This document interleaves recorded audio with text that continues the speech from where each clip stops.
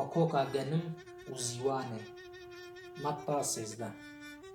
ئیسا وەکۆکەکە دیندا و ژوان ڕێگوت سەروەریە عەزمانان مینە مرۆڤێکیە گۆ دناو زەویە خۆدا تۆڤێ قەنج چاند لێبەلێ گاڤە هەر کەس تخەوڤە چوو دژمنێ وی هات دناو گەنمدا زیوان چاند و ڕەوی چوو و گاڤا گەنم گهشت و بەردا زیوانێژی پێرە خویا کرد و خزمەتکارên خودیê malê hatin û ji wî re gotin Efendî, ma te di nav zeviyê xwe de tovê qenc neçandiye vê çaxê.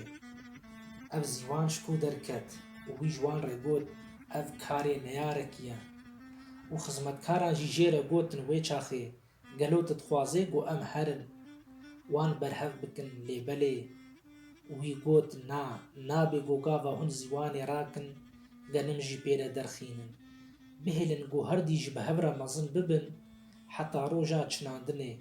Roja çinandinê ez ê ji dazkêşan re bibêjim bila pêşiyê zîwanê biçinin gurz û gurz girê din ji bona şewatê lêbelê genim bikin embara min de. Pirtûka pîroz Encîl. Silav û rêz xweşk û birayên hêja.